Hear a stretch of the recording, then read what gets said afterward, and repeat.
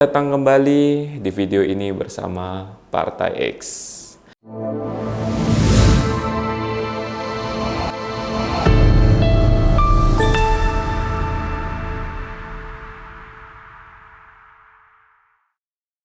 Oke, kali ini sesuai dengan tema meja hijau ketika keadilan sudah tak lagi tidak adil tapi sudah menjadi komoditas jual beli.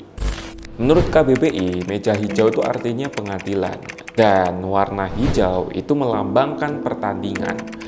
Pertandingan tentang apa ya? Pastinya pertandingan untuk mendapatkan keadilan. Dari pengertian yang mana meja hijau itu pertandingan yang mengejar keadilan dan juga kebenaran yang mana pasti menengahi suatu permasalahan dari penggugat dan tergugat. Maka dari itulah ada meja hijau. Meja hijau ini pasti mengkumandangkan atau mementingkan keadilan dan menyelesaikan masalah seadil-adilnya. Tapi dengan harapan ya bersih dan juga transparan.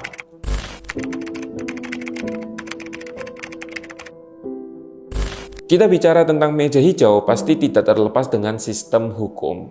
Apabila meja hijau di Indonesia berarti juga pasti juga tidak terlepas dengan sistem hukum di Indonesia. Ya pasti harapan dari masyarakat Indonesia hukum yang berlaku itu pasti dilaksanakan sebaik-baiknya dan keadilan atau pengadilan, sidang peradilan itu berdasarkan hukum yang benar dan juga adil. Tapi di sisi lain juga ada yang tidak berjalan dengan baik. Suatu contohnya, ya contoh kasus perdagangan jual beli kebenaran dan juga keadilan. Bagaimana enggak kalau misalnya ada kasus suap, seperti kasus suap ini, dan itu.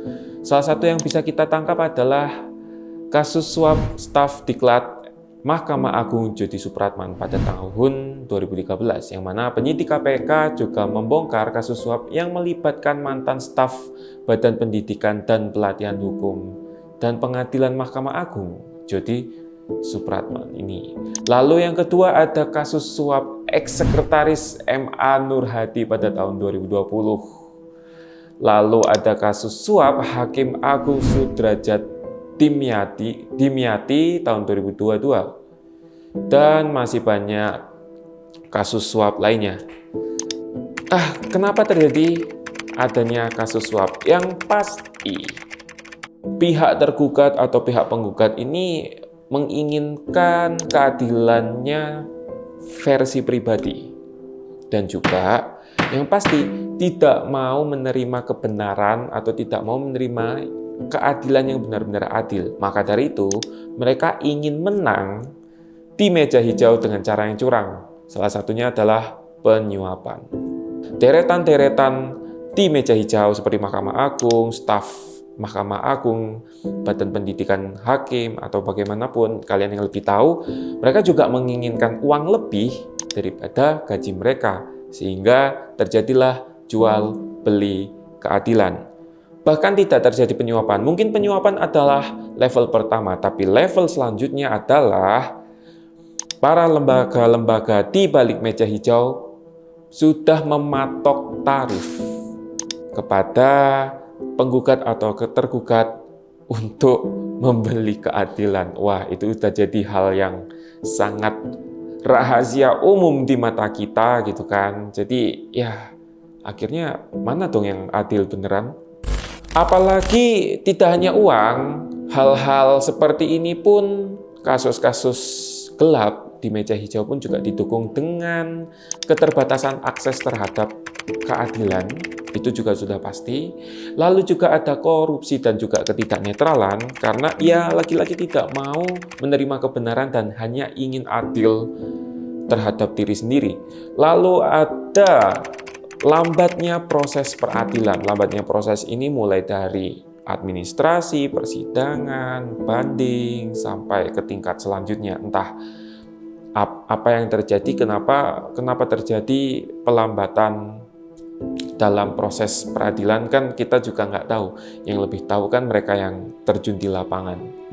Lalu ada juga faktor yang mendukung hal kegelapan ini adalah lemahnya perlindungan hak asasi manusia bagi kelompok yang rentan. Kelompok yang rentan ini seperti apa? Ya, seperti kaum orang miskin, teman-teman, orang yang tidak berada, orang yang tidak punya, dan juga kaum minoritas. Bayangkan saja kalau misalnya kaum minoritas ataupun juga kaum tidak berada atau kita bisa bilang masyarakat miskin terjerat masalah yang harus sampai ke meja hijau, mereka sudah pasti kalah karena mereka sudah tidak punya lagi power. Ya karena mereka minoritas, ya karena mereka kelompok rentan. Mana dong keadilan yang ada, mana dong keadilan yang benar, yang patut dipertahankan untuk kaum-kaum seperti ini. Nah, oke. Kalau misalnya hal-hal ini terus berlanjut ya, ya pasti ada dampaknya. Salah satu contohnya adalah siklus kemiskinan itu tetap selalu ada dan tidak bisa dirubah. Bahkan mungkin jauh lebih parah gitu loh. Adanya ketidakpercayaan terhadap institusi hukum. Ya bagaimana enggak kalau misalnya institusi hukum melakukan kecurangan dalam penegakan keadilan. Ya pasti banyak masyarakat yang tidak percaya.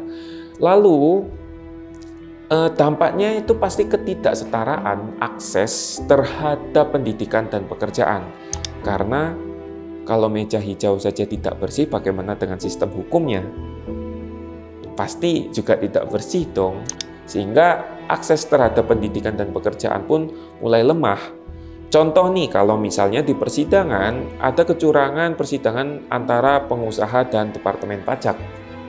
Lalu pengusaha ini bagaimana entah dicurangi hingga sampai pengusaha ini bangkrut. Lalu bagaimana dengan nasib pekerja dari pengusaha ini? Bagaimana nasib keluarga-keluarga dari pekerja? Sebegitu gampangkah membangkrutkan sebuah perusahaan atau pengusaha sehingga para pekerjanya pun akhirnya tidak mempunyai pekerjaan? Itu adalah dampak yang sangat ekstrim.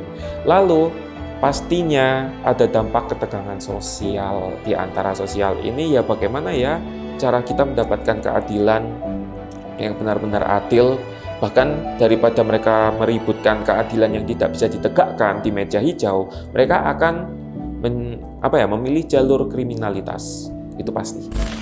Dampak-dampak dari kaum rentan ini pun juga banyak loh. Kayak misalnya kaum rentan ini direndahkan atau lebih tepatnya diremehkan, sehingga perkara-perkara kecil pun bisa menjadi perkara besar. Sebagaimana contoh kita tahu, mungkin teman-teman bisa search di Google bahwa ada pencurian sandal saja bisa dihukum 2 tahun sampai 5 tahun penjara gitu kan. Seorang nenek mengambil buah di perkarangan seperti perkarangan pabrik gitu ya, pabrik punya perkebunan, terus buahnya diambil sama nenek-nenek cuma 2 buah gitu, nenek-neneknya digugat untuk sampai masuk ke penjara.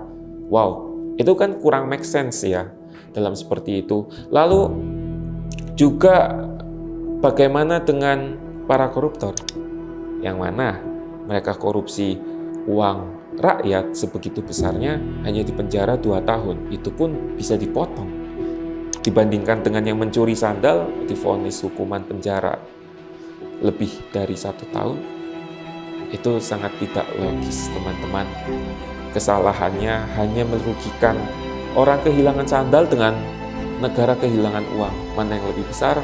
Teman-teman bisa mengukur sendiri di kolom komentar. Dari hal-hal tersebut, lagi-lagi kita pasti membutuhkan solusi untuk mengatasi pelanggaran keadilan di meja hijau. Ya, yang pastinya kita berharap bahwa pengadaan sidang keadilan di dalam meja hijau itu berdasarkan Pancasila dan berdasarkan sumber hukum atau aturan di Undang-Undang Dasar 1945. Tidak terlepas juga bahwa persidangannya itu kita harapkan transparan. Agar apa?